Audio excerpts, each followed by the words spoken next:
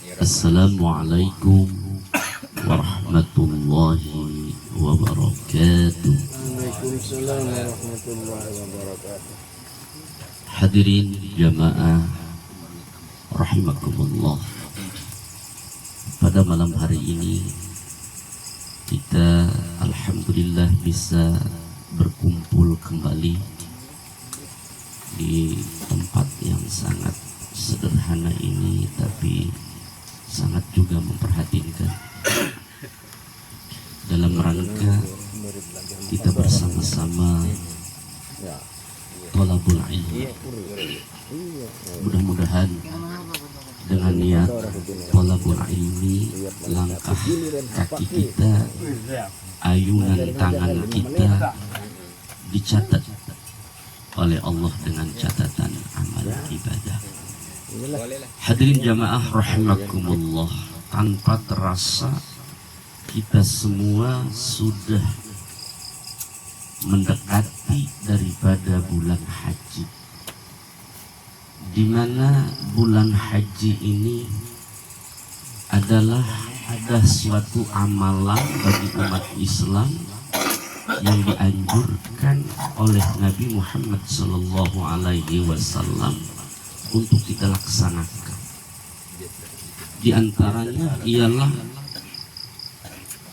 berkurban. Apa? Berkurban. Ya. Jadi tema kita pada kesempatan malam hari ini ialah tema berkurban. Kita lihat dari sejarah ya, bahwa kurban ini menurut syariat Nabi kita Muhammad sallallahu alaihi wasallam hukumnya ialah sunnah ya. Tetapi sunnah juga sunnah muakkad. Sunnah muakkad. Dan berkurban ini telah diturunkan ayatnya oleh Allah Subhanahu wa taala kepada Nabi kita Muhammad sallallahu alaihi wasallam pada tahun 2 Hijriah bersamaan dengan difardukannya puasa bulan Ramadan, dan juga disunnahkan ya, termasuk sunnah muakkad untuk melaksanakan berkurban bagi orang yang dianggap mampu. Ayatnya diterangkan, inna a'tayna kal kausar fasalli li rabbika wanhar. Inna a'tayna kal kausar. Ya. Kata Allah Subhanahu wa taala, kami berikan kepadamu wahai Muhammad al-kausar, kebaikan yang banyak. Al-kausar, ulama menerangkan al-kausar adalah yakni al-khairul kasir, kebaikan yang banyak.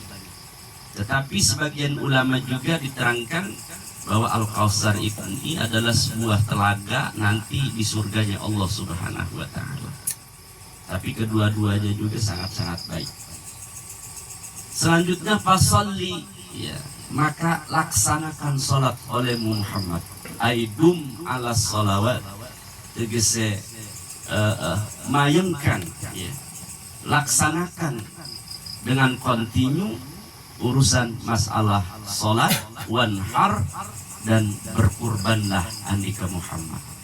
Jadi setelah melaksanakan salat ya, kalau runtutannya habis salat Id, berarti ya habis salat Id maka masuklah waktu untuk berkurban. Nah, jadi memotong ya, memotong korban. Jadi kita habis salat keluar dari masjid langsung dipotong. Ya, kita habis salat keluar masjid kita langsung dipotong. Mati ya.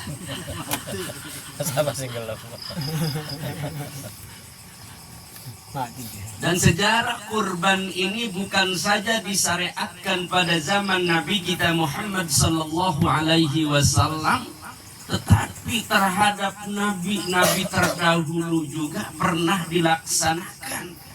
Ada 2 sejarah nabi yang melaksanakan berkurban. Ya, ritual berkurban. Pertama ialah Nabi Adam alaihi salam. Ya.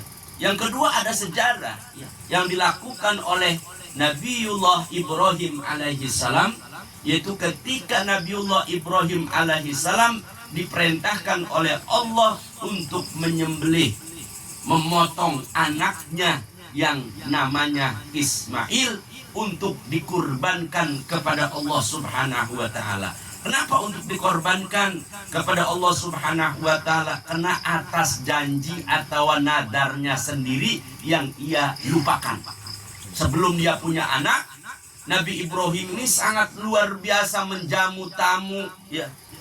Setiap tahunnya kalau datang hari berkurban, itu memotong kambing itu sekitar 10.000 kambing. 10.000 kambing dipotong. Ya, 300 sapi dipotong. 100 onta dipotong. Maka seluruh manusia pada kagum terhadap dermawannya Nabi Ibrahim alaihissalam. Jangankan manusia, malaikat pun terhagum-hagum atas perilaku kedermawanan daripada Nabiullah Ibrahim alaihissalam. Maka agak besar bicaranya Nabi Ibrahim.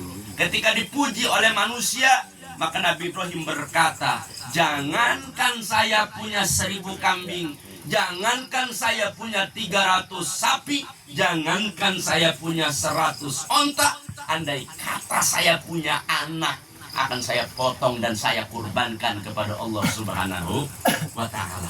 Punya omongan sendiri dia.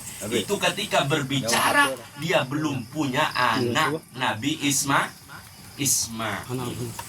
Nah, ini Nabi Ismail dari siapa ibunya? Ismail ini ibunya daripada Siti Hajar. Nabi Ibrahim itu punya anak 2. Ya, pertama Ismail, yang kedua Ishak. Nah, ini dari 2 ibu, ya. Dari 2 ibu, dari 2 istri. Pertama, anaknya Ismail ini adalah dari Siti Hajar. Yang kedua, anaknya Ishak ini ya, itu dari Saroh. Ya, dari Siti Saroh. Pertamanya Nabi Ibrahim alaihissalam menikahi Siti Saroh. Setelah sekian puluh tahun Nabi Ibrahim dengan Siti Saroh kagak punya keturunan, kagak punya anak, maka Siti Saroh ya punya inisiatif untuk menikahkan Nabi Ibrahim dengan Siti Hajar. Kebetulan Siti Hajar pada waktu itu adalah amatnya atau budaknya Siti Saroh. Siti Hajar ini budak, dapat pemberian daripada Raja Mesir, dapat hadiah daripada Raja Mesir, maka dihadiahkan kepada Siti Saroh untuk dijadikan pembantu melaksanakan pekerjaan rumah tangga. Tapi hadirin rahimakumullah, sebenarnya Siti Hajar ini adalah anak raja juga. Cuman ketika diserang kelawan Fir'aun pertama, Ramses disebutnya, Ramses pertama, Fir'aun pertama, bukan zaman Nabi Musa. Jadi zaman Nabi Ibrahim itu ada yang namanya Fir'aun, gelombang pertama. Ada yang namanya Namrud, ya, ada yang namanya Namrud. Maka Ramses pertama ini menghadiahkan ya seorang amat yang namanya Hajar. Ini anak raja yang kena tawanan ketika diserang oleh Fir'aun pertama ini. Sebuah kerajaan itu lulu lantak, dan ada anaknya raja yang sangat cantik luar biasa yang bernama Hajar. Ditawan dan dibawa oleh Fir'aun pertama Hajar ini, tapi untuk dijadikan selir, untuk dijadikan istrinya, untuk dijadikan pemuas syahwatnya, nafsunya. Tapi apa yang terjadi, saudara rahimakumullah, ketika mau digauli oleh Fir'aun pertama, Ramses pertama tersebut, yaitu apa, kemaluannya Fir'aun pertama ini kagak bangun, ya, peluh, stroke kemaluannya. Hadirin rahimakumullah, ketika sudah dekat stroke, padahal sebelum mendekat itu kayak tahiyat kencang, at-tahiyat kencang, tapi ketika ngebuka pintu itu langsung stroke langsung kemaluannya. Ini ada apa? Ini bisa begitu. Nah kata si Ramses, kata si Firaun pertama, bajingan lo penjaga-penjaga, lo ngasih jurig kepada saya. Jurig ini bukan orang, cantik juga. Disangkanya jurig. Kenapa? Kena apes dewek asal teka, barangnya malu dianggap penjurig. Udah, buang aja, buang. Cantik juga kalau jurig buat apa? Padahal itu dijaga ya, dijaga oleh Allah Subhanahu wa taala, bukan haknya. Yang haknya akan menjadikan istri, yaitu Nabi Ibrahim alaihissalam. Jadi istri Nabi kagak boleh yang second apalagi bekas Firaun begitu kan, mustamal najis jasa kan. Jangankan bekas Firaun, ya kan? Orang bekas guru aja, Ibu Nyai, bekas guru kita, ya kan? Gurunya itu kiai, guru kita. Lalu meninggal kiai kitanya karena masih muda dan cantik, kita kawin, itu kurang adab namanya, ya kan? Kawin Ibu Nyainya kurang adab, maka kurang berkah nanti. Kalau boleh habis guru kita pakai Eman. Apalagi istilahnya yang model bekas Fir'aun, ya kan? Nanti setelah disetubuhi digaul dengan Fir'aun, yang menyetubuhi Nabi Ibrahim kagak ngetin kan? Masa Nabi bekas Fir'aun gitu nih? Jangan ngetin. Maka dijaga oleh Allah Subhanahu wa taala kesucian dan keperawanannya. Oleh Allah Subhanahu wa taala, peluh lagi. Udah bangun. Ya kan? Hanya dianggapnya jurig. Udah usir tuh. Setelah diusir, udah daripada diusir kita kasihin aja ke Sarah tuh, kasihan katanya si Sarah. Si Sarah itu kerja sendiri, apa sendiri dikasihkan sama Sarah, jadikan amat itu Siti Hajar. Cantik orangnya, karena Siti Sarah ini kagak punya anak berpuluh tahun berkeluar Nabi Ibrahim. Maka daripada Nabi Ibrahim mencari wanita lain, udah kata Siti Sarah, Kak, ya Nabi Allah Ibrahim, ya tuh kita punya Siti Hajar, amat lu nikahin aja tuh, ya amat saya rela, saya redo biar punya turunan. Awalnya begitu. Kalau punya anak dari Hajar saya redo, karena apa? Karena Hajar ini pembantu saya, ikhlas saya. Awalnya mah enak begitu, ikhlas. Tapi ketika sudah punya anak, baru tuh timbul cemburu buta. Akhirnya jadi nikah kan? Ya. Dinikahin sama Nabi Ibrahim alaihissalam. Dan seiring berjalannya waktu, Siti Hajar ini mempunyai anak. Lahir dari Siti Hajar yang namanya Ismail. Dalam keadaan bayi. Setelah lahir dalam keadaan bayi, baru tuh rasa cemburu dalam hatinya Siti Sarah keluar memuncak. Waduh, ini makasih sayangnya Ibrahim ini terbagi ini. Saya jangan-jangan nanti ditinggalin kalau begini mah. Nanti sayangnya itu istilahnya penuh kepada Siti Hajar. Dianggapnya sayangnya kepada anaknya, pasti kepada orang tuanya juga lebih sayang. Begitu. Tumbuhlah kecemburuan. Maka terasa kepada Nabi Ibrahim alaihissalam. Maka Nabi Ibrahim meminta kepada Allah Subhanahu wa taala, ya takarub kepada Allah, bagaimana caranya ini, solusinya ini. Maka kata Allah Subhanahu, lu bawa aja, suruh hijrah itu Siti Hajar berikut anaknya Ismail, lu bawa aja, bawa ke sono. Kemana? Yaitu ke tanah suci Mekah, ke lembah Mekah, taruh di sono. Dari Palestina, Baitul Maqdis, ya dibawa oleh Nabi Ibrahim alaihissalam. Nabi Siti Hajar dengan Ismail kecil yang masih bayi ditaruh di tempat yang sangat gersang. Hanya adanya gunung, hanya adanya batu, jangankan bebuahan makanan, setitik air pun kagak ada. Tapi karena itu adalah perintah Allah, maka Nabi Ibrahim kagak ada urusan. Setiap sesuatu yang diperintahkan oleh Allah, pasti Allah tidak akan menyia-nyiakan hamba. Dibawa untuk menghilangkan kecemburuan daripada Siti Sarah. Nah ini berlaku bagi Pak RT Saleh. Emang kagak boleh kalau istilahnya belum punya ilmunya kita, ya kan? Punya bini dua ditempatkan dalam satu rumah, jangan coba-coba pisahin. Yang satu di tempat yang lain. Itu ikutin Nabi Ibrahim tuh, ilmu itu. Ilmu tuh. Ya boleh kita punya istri dua, tapi jangan dicampurin. Kalau nggak akur nanti bohong, akur juga bohong. Kalau bisa Sarah dengan Hajar. Ya kan? Itu sudah tabiatnya, perempuan itu pengen milik sendiri aja. Ya kan? Udah, nggak apa-apa, tapi bisa lah. Bisa. Jangan ibaratnya satu kamar, belagu amat. Nanti akibatnya kagak bakalan bagus. Kagak bakalan bagus. Nah, ini panjang ceritanya. Akhirnya setelah Nabi Ismail alaihi salam kira-kira berumur 7 tahun, falamma balagha ma'ahu sa'ya, ya kan? Qala, ketika Nabi Ismail alaihi salam sudah tumbuh istilahnya mandiri, makan sendiri, pakai baju sendiri, main sendiri, sudah mandiri, itu saya umur 7 tahun kira-kira. Maka ditegurlah Nabi Ibrahim alaihi salam dalam sebuah mimpi tanggal 8 daripada bulan Haji.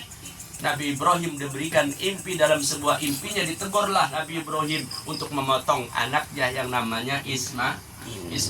Ibrahim, lu tohonin janji lu, katanya lu mau motong anak lu sendiri dikorbankan buat Allah takaruban. Potong dong. Dalam mimpinya begitu. Binadrika. Ya. Ketika bangun Nabi Ibrahim tanggal 8 daripada bulan Haji, memikir, ya masa sih ini ngimpi dari iblis apa dari Allah?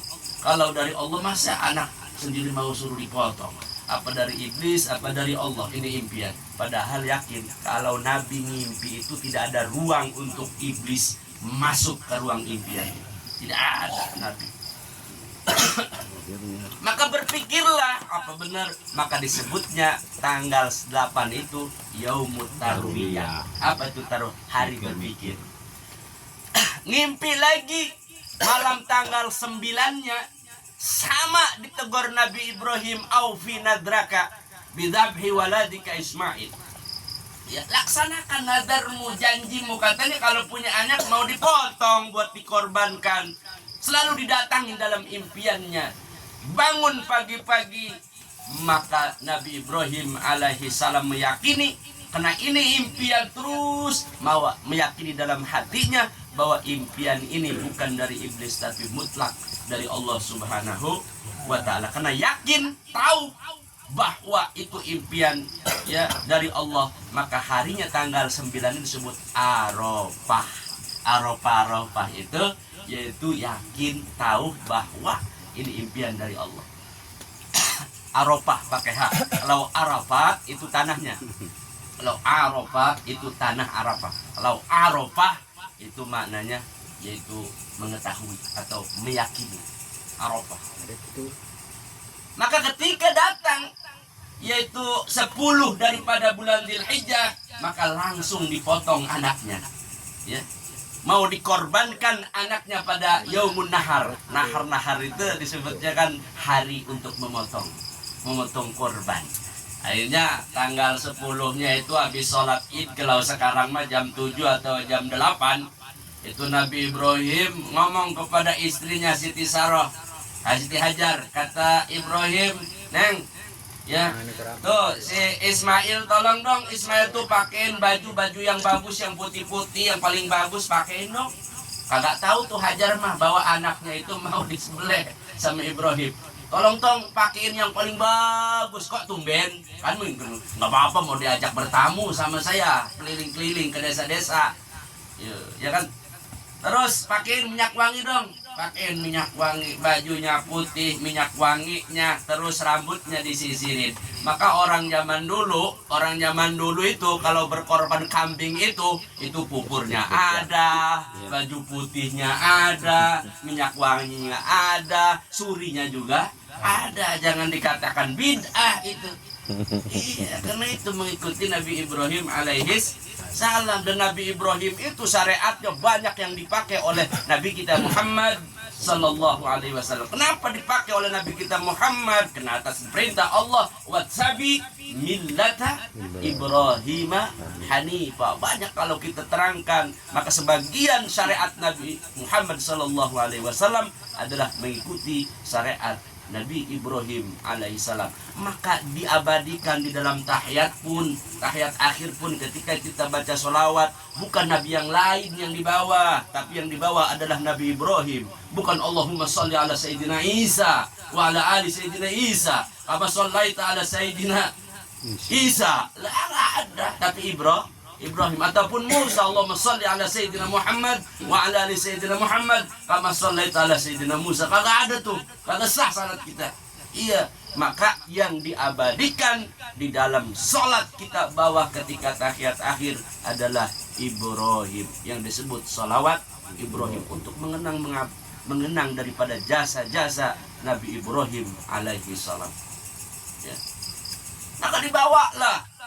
Setelah beres pakaian putih, wangi, ya, sudah disuriin rapi, dibawa ke lawan Nabi Ibrahim. Itu membawa dari rumahnya, kagak ketahuan Siti Hajar bawa peso yang sangat landep, ya, tajam. Bawa peso yang sangat-sangat tajam, juga disertai dengan membawa tambang. Tambang apa tampar? Tampar lah. Tambang, takut kalau tampar salah lagi tambang. Tambang mah. Lalu lah orang Jawa kita kan. Jangan pada mata masih tali. Bawa tambang Nabi Ibrahim untuk apa? Untuk mengikat kakinya dan tangannya. Nanti ketika mau dipotong supaya jangan gedebegan. Jangan ngamuk lah. Iya, udah gedebegan. Itu, ya kan. So, jangan berontak kaki dan tangannya ketika dipotong. Itu tapi gak tahu mau tambang dengan sikin atau dengan pesa itu Siti Hajar. Kalau ketahuan mungkin kagak boleh sama Siti Hajar. Masa bapak macam apa lu anak sendiri mau dipotong? Gak boleh, enak aja. Kan begitu. Maka dengan sembunyi-sembunyi Nabi Ibrahim membawa tali dengan yaitu pisau. Dibawalah Nabi Ismail alaihissalam. Pas ya sudah mencapai bukit atau gunung, ya, dekat dengan yaitu Jamarot, ya, tempat Balang Jumroh itu tuh sekarang di sampingnya, sebelahnya ada gunung. Nah, sekarang juga masih ada tubuhnya, sebutnya Jabal Kurban. Jabal Kurban itu ada tubuhnya untuk mengabadikan. Disitulah letaknya pertama kali Nabi Ibrahim mau memotong Nabi Ismail. Seperti di Jabal Rahmah di Arafah itu kan ada Jabal Rahmah, itu di atasnya ada tubuhnya. Itu apa sih menandakan tubuh? Waktu pertemuan sekian puluh tahun Nabi Adam dan Siti Hawa tidak bertemu, itu kan ketika bertemu itu di atas gunung disebut Jabal Rahmah, maka diabadikan tubuhnya. Di situ ada tubuhnya, disebut Jabal Kurban, berdekatan dengan Mina, ya, atau tempat Balang Jumroh di situ. Nah, ketika sudah sampai Jabal Kurban itu, maka Nabi Ibrahim alaihissalam berbicara kepada anaknya. Kata Nabi Ibrahim, wahai anakku, saya bermimpi disuruh Allah, saya itu suruh motong kamu. Ya bunayya, inni a'ra fil manami anni azbahuka. Ya, inni a'ra fil manami anni azbahuka. Pandur. Mada taro. Wahai anakku Ismail, ya, saya bermimpi sekian hari. Dalam impian saya disuruh saya ini untuk memotong kamu, untuk menyembelih kamu, untuk mengorbankan kamu. Pandur madataro. Pandur madataro. Coba kira-kira bagaimana ini, nak? Nah, kira-kira bagaimana? Itu sebesar Nabi Ibrahim alaihissalam tetap dalam hal untuk memutuskan, ya, untuk mengeksekusi Nabi Ismail tersebut, tetap pakai musyawarah. Orang tua meminta musyawarah pandangan anak. Iya, kalau kita kan beda. Anak ini udah main berpeta aja potong. Ya kan? Pandur madataro. Bagaimana menurutmu nak Ismail? Ya abatit anta matukmat satajiduni insyaallahu minas sabirin. Apa kata Nabi Ismail?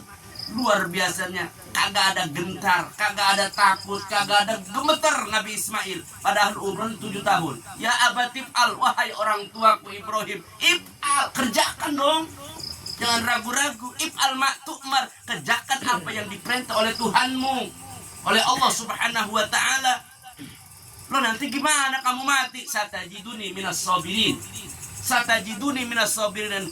Nanti Abah akan menemukan aku daripada golongan orang-orang yang sabar. Artinya orang-orang yang sabar kagak bakalan lompat, kagak bakalan lari, diam saya. Nggak usah ditaliin, nggak usah gimana-gimana. Saya diam, saya pasrah. Kata Nabi Ismail alaihi salam. Langsung tuh watallahu lil jabin itu ya. Watallahu lil jabin, langsung Nabi Ismail langsung diletakkan di atas batu. Setelah diletakkan di atas batu, yaitu mau dipotong tuh ya. Ketika mau dipotong, maka langsung dipanggil oleh Allah Subhanahu wa taala, ayya Ibrahim qad sadaqta ru'ya ya. Ayya Ibrahim, wah Ibrahim, tunggu Ibrahim. Ibrahim, tunggu, jangan kau potong anakmu, jangan kau potong anakmu. Qad sadaqta ru'ya, kamu sudah melaksanakan apa yang diperintahkan oleh Tuhanmu melalui impian itu. Cukup, cukup, jangan potong. Kata Allah Subhanahu wa taala, fadzabahu bidabhin azim. Maka Jibril alaihissalam atas perintah Allah turun dari langit dengan membawa seekor kambing atau kibas yang sangat besar untuk mengganti jiwanya daripada Nabi Ismail alaihissalam. Diceritakan bahwa kibas atau kambing tersebut adalah kambing yang dulunya itu dipersembahkan oleh Habil, diterima oleh Allah, diambil dari surganya Allah Subhanahu wa taala, diturunkan untuk menebus jiwanya Nabi Ismail alaihissalam. Untung kagak terjadi, hadirin rahimakumullah. Kalau seandainya terjadi seorang bapak ya kan memotong anaknya, sing duwe anak telu mamang juru sing siji kudu dikorbankan kan disembelih. Untung kagak terjadi. Allah Maha mengetahui, Maha adil. Dan lagian nanti jadi cemoohan Islam, agama apaan anak sendiri dikorbani ya kan? Allah Maha mengetahui, Maha adil. Nah, itu sejarah yang kedua, hadirin rahimakumullah ya. Jadi masalah korban ini bukan saja terjadi pada syariat Nabi kita Muhammad, tapi sudah dicontohkan dalam nabi-nabi terdahulu, diantaranya kebijakan Nabi Adam dan juga nadarnya yang dilaksanakan oleh Nabi Ibrahim alaihissalam. Inilah mungkin setitik yang bisa saya sampaikan. Mohon maaf atas segala kekurangan. Hadanallahu wa iyyakum ajmain wal afwa minkum. Wassalamualaikum warahmatullahi wabarakatuh. Waalaikumsalam warahmatullahi wabarakatuh.